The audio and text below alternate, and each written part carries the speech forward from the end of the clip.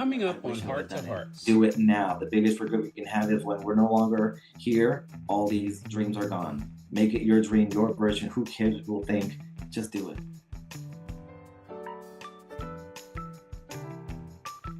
Sometimes we need to give ourselves a little bit of grace. And to overcome restraining mindsets, start by identifying and challenging your negative thoughts and feelings. So we all have those things where we have to push out. Practice self-compassion. Avoid comparisons like what you see on the internet. Stop it. Let it go.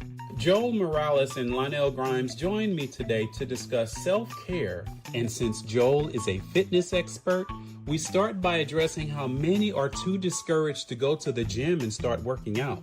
What do you say to that person who says, you know, Joel, I'm just not the exercise person. I haven't been working out my whole life. I'm overweight. I would be out of breath just climbing those steps. What do you say to that person?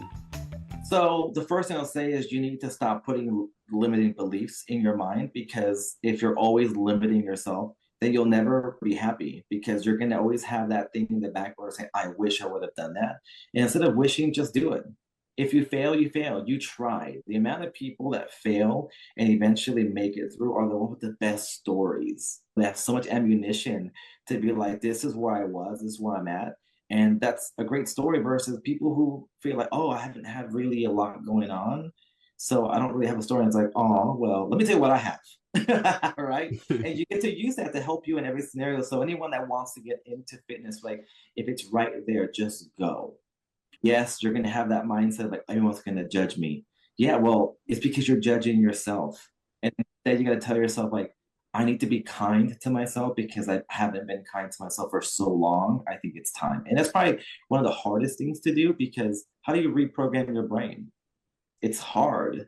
And so I tell people, just go. Yeah. Just go. And who cares?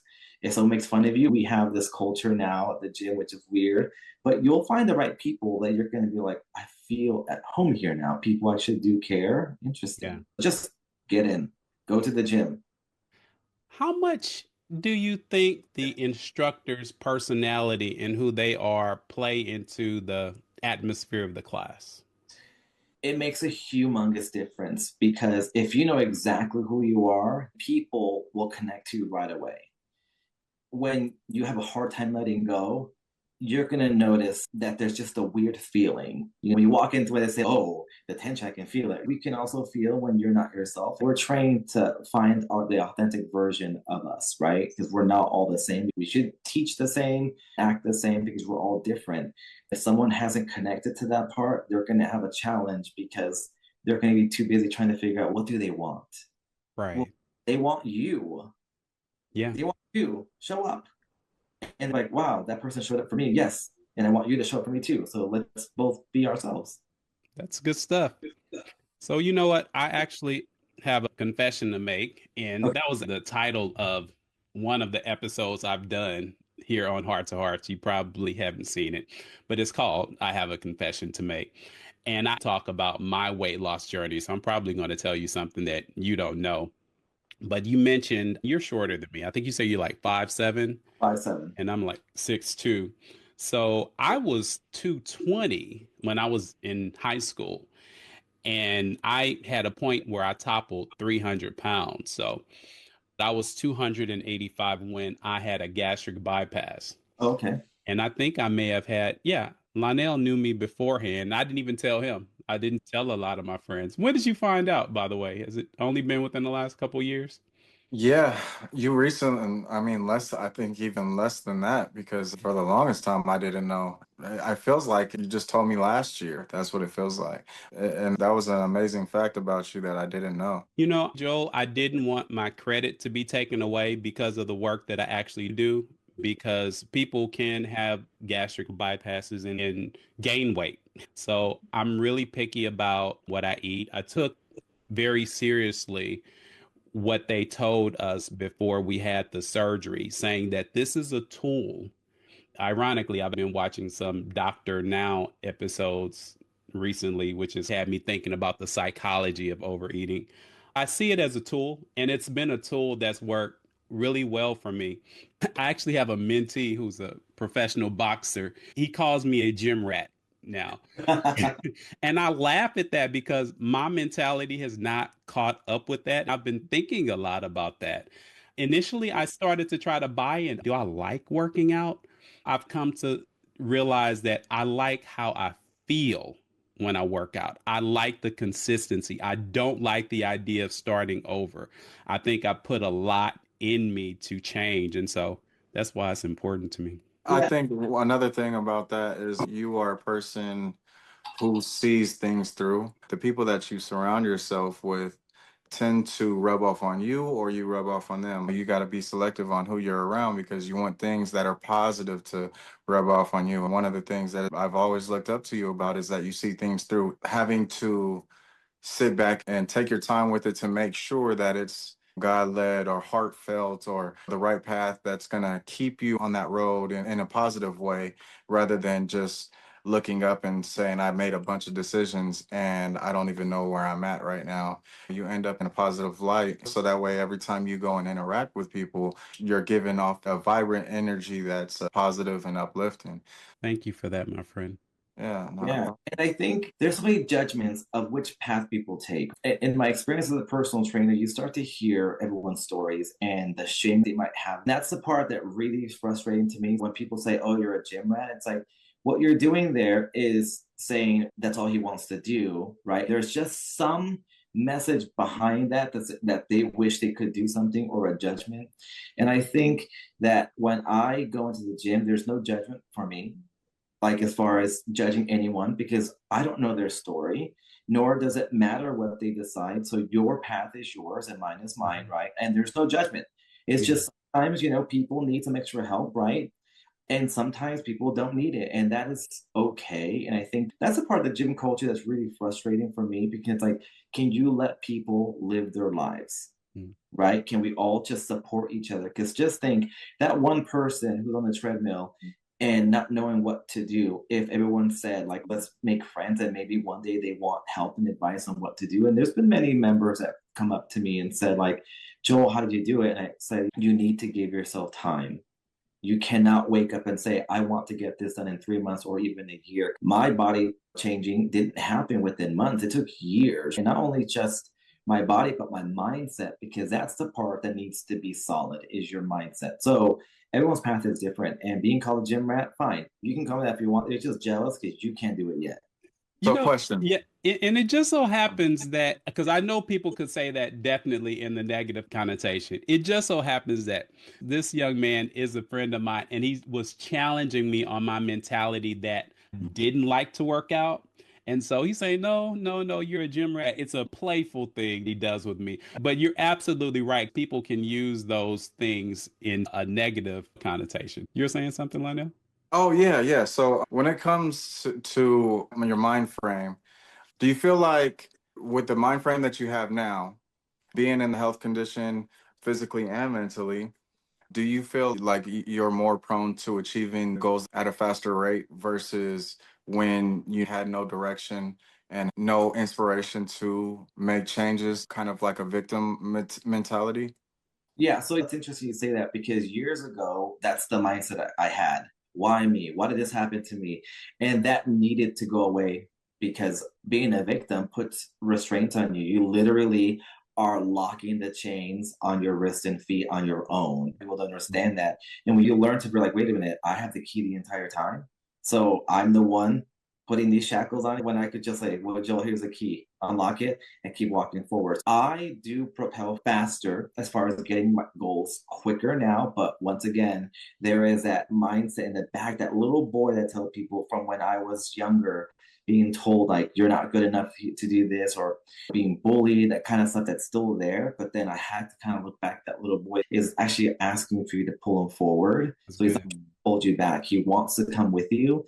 Whenever I think of things, it's so funny because I think of that little boy that I went up, of myself and where I'm at now. And I think that's one of the most emotional things for me because it's like I can feel and sense him because I know who I am now. And I wish that little guy also had that victim mentality. You got to let it go because that's the only way you're going to go forward. And yes, I might have challenges to this day, but I can tell you right now, people that know me are like, oh no, Joel's going to go forward. Just watch. Whatever And he that's amazing. do it. Yeah. Because like I said, body pump was first, and now I don't even know how many certifications now. I'm not saying go and do that many, but if you would ask me, back when I was 20, would I have been in the healthcare, or fitness industry? Would I have been teaching? Would have had all these certifications? Absolutely not. That would not have been where I thought I was going to be. Yeah, so my minor in college was psychology, right? My professor was very good with making things relatable. One of the things she had was called mirror time. We all had to put ourselves through it, kind of like the Wisner method in theater or acting. You had to face yourself. She would bring little mirror stands and have us journal, look at ourselves face to face with the mirror. That was one of the most effective things for myself because it lets you really admit your truths, really admit your strengths. And when you're feeling good, it's a whole different experience when you're looking at yourself in the mirror, especially if you're journaling. You really start to see the waves of life that you're in, the things that are affecting you. And what you'll notice is that the negatives, if you give those negatives the time of day and you keep on looking at those more than anything, it's going to bring you down. They're just weights for you to pick up, right? You go to the gym. You guys know when you're in the gym, the only things that make you stronger is by picking those weights up, by resistance, right? Emotionally, if you're weak mentally, physically, you're not going to walk in there and pick up a 100-pound barbell and just say, yeah, I'm throwing this up today. No, you're not. There's levels to this. You have to address, you have to start repping those things. And this is coming from an emotional or mental standpoint. You have to mentally start to build your strength up by confronting those little things. Eventually, those big things that you thought were really not even that much of a deal. When you said you were listening to your music in the car, it was just like, man, no, if I fail, if I mess up, if I slip up or whatever, so what? But if you looked at your 20-year-old self and you said, if I go to work and I mess up, oh man, I'm going to get fired. It's a whole different mind frame, right? So sitting back and listening to your journey, of course, I have so many questions, but more so I'm inspired behind it because little did you know you were doing all of these things. You had your coach or somebody, not literally in the gym, but your sister pushed you into a situation where it was just like, hey, you know what? You're big, sis. I'm just going to listen to you. And then you ended up taking on little things by yourself and saying, hey, I got this, I got this. And then you hit another low point because of the move and you picked yourself right back up because now you've been there before, right? And it's just like, I've been here before. It's not going to take me years and years. It's going to take me a shorter amount of time to get back right, but I've been there before. I've taken that on and I know how to get back right. And here you are.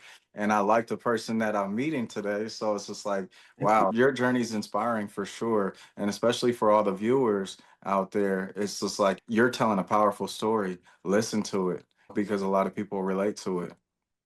One, go Thank you. ahead, Joe. I was going to say that I think it's so important, and it could be kind of weird because it's so emotional. It's kind of like saying I love you to someone, right? People think, well, you only tell I love you to maybe your parents or to someone you're in a relationship with, right? But you can say I love you in different ways, which is, hey, just so you know, like my little sister or my older sister, I'm like, hey, just so you know, I wouldn't be where I'm at without you. That's a form of I love you, right? I had a really tough time as an instructor to teach, but today, Terrence, you really motivated. Your toes were pushed. I was like, oh man, I gotta get on my toes now. All because I see you on your toes. Like, you added more weight on that barbell. Oh, here we go. And those are the things that make me want to continue going forward. What I've learned is when you look around you, you know who your people are. The ones that are going to look at you when you fall, they're going to pick you up. And it's easy to think certain people around you are there for you when in fact, no, those aren't your people. It's just you like them there. So once again, victim mentality, we also have the choice of getting people in and out of our lives. And that also goes for me. Like if I'm noticing, like, you know what, I'm not a good person to this person. Either I make a decision that we're just not compatible and we move on, or I need to do something different because there's something that I'm doing that's not nice. I think it's really important for me to think when everything's done and I'm 6 feet under, people say I'm a good person. And that's really important to me. And that's why I try to lead my life through empathy. I'm not perfect, I make mistakes, but I think if people look at me and say, I feel comfortable talking to him, or he'd be willing to help. We can't do everything for everyone, but sometimes it's like, just so you know, I'm right behind you, helping you go forward, as much as I can, because you help me, I help you. Depends on the day, right? Maybe it's a push up on my toes. Maybe he's having to get a heavier barbell that day, right? Or maybe like a new instructor who's afraid to go in front of people and just say, just follow me, I'll help you. And you never know what it does for people. It's so interesting how our weaknesses and challenges can sometimes become our superpowers. I've been reading a book by Stephen Furtick called Do the New You, and I've been challenging myself to do things I haven't done before. Just this past Saturday, I went to my very first professional soccer game, Oh, LAFC. I oh, enjoyed nice. it. Nice. Wonderful energy in there. And I went with several other guys and we had a great time. I'm realizing that there are a lot of things I haven't tried that I can see myself enjoying. Yeah, you'd be surprised. I've done improv in front of an audience and my family was there. If you don't know, it is so hard because there's no script. It is just you doing things. To think that I did that, the younger version of me is like, what are you doing? I would have never guessed that path for you, but there you went. I want to try things until I find out this is my direction. The moment where I thought, I want to learn to play the guitar, that's not going to happen. I don't have the patience for it. People who do are so talented because my brain won't let me go that slow to learn. Immediately, I picked up the guitar. Why can't I play a song? And so I told myself I failed, and that's okay. Not a big deal. What would you like for people to know about you? When I show up, I am myself. I'm not going to hide anything. There'll be moments where people might notice, oh, I think I hit a trigger for him and he doesn't want to talk. Because there are moments where I'm like, oh, okay, we don't got all day. Hold on, let's teach this class first. You're going to get me no matter what. I'm going to show up. And to me, that's a gift I enjoy giving to people because the younger version of me didn't know how to do that. I was too busy learning, okay, so you like this, I'm going to be this person. And it gets overwhelming. Like I said, looking back, it's like if I only had these tools, but once again, it's me saying, like, I want to learn faster. No, I learned the way to learn. That is just my life. That's my direction. Right. And it seems like you have a way of turning on different sides of you. I see the wonderful, energetic Joel that motivates us when we're in class, but I've also seen you put on those glasses and come to other people. I joked with you about those glasses when you come and make sure everybody is safe and it's not too many people in there. That's the other Joel. You want to tell the folks about that one? Oh my gosh, yeah. So I have my uniform. I come in and it's the boss Joel. And it's so funny because what really made the difference actually is the glasses that I got. They're different from the ones I used to wear. I was wearing contacts, but I really like these glasses because I was like, this is a new version of me evolving. Like, who is this guy? Like, things are just changing about me. Even at this age, things are happening because I'm going to let them happen. And so I wore them because I just like them. Next, people are like, it looks so different. You look so serious. Superman. Yeah. And I was like, don't worry, Powers. Joel's still there. It's just the glasses. I can seem as if I'm hiding that version because they say the eye is a gateway to the soul. And it's like, here's a barrier in the way. But that fun Joel's still there. It's just sometimes I need to focus a little bit more. Got you. Well, Joel, I want to thank you for joining us. I appreciate it. Your story is very inspiring, and I hope that it blesses a lot of people and inspires them to get out and try something new. Well, thank you for having me. I enjoyed telling my story, and I hope that if there's someone out there that's like, I wish I could do it, don't wish, just do it. Don't wait until you're not able to do something because now you're like, I wish I would have done it. Do it now. The biggest regret we can have is when we're no longer here, all these dreams are gone. Make it your dream, your version. Who cares? Just do it. Joel shared his inspiring story on our separate Heart to Hearts broadcast called Tragedy Triggered My Transformation. Go check it out. Joel, I appreciate it, man. Of course. It's a very inspiring story. Thank you. You'll catch a few of those things in my classes. You'll be like, that's what he meant. Yeah, I lock those things in. Lonnell can tell you I'm a very inquisitive person. I often have questions when you drop little nuggets, but I'm like, oh, I got to go to the next exercise. Can't ask now. And it's funny because I've always been that kind of cryptic person because I give people just enough. And then I'm like, it's actually for me, for example, my social media, people are like, oh, you okay? What happened? And it's like, you take from what you got however you want, but it was for me. I don't look for the likes, the engagement. It's just my way of writing things to make me feel better, because there's times where I just go back in that space. And that's what I love about teaching. Combat is an emotional program. If you let go, there's things you can do. Body pump is about, you're calling yourself weak, you can push more. Sprint is about how far can you go? How far will you take yourself? You know, so it allows me so many different personalities that are still me. There's gonna be someone saying, I wish I could do that. You can, just you don't know yourself yet. And when you do know yourself, nobody will stop you. Like, I know me, you can't change me. This is who I am.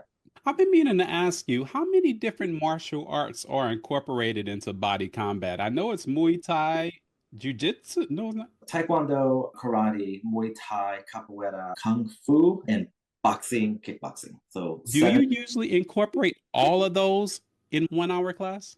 Yeah, so we actually end up doing most of them. The only ones that are actually, you know, boxing or Muay Thai can be like the Muay Thai track toward the end, which is track 7. Power training is where you do your boxing.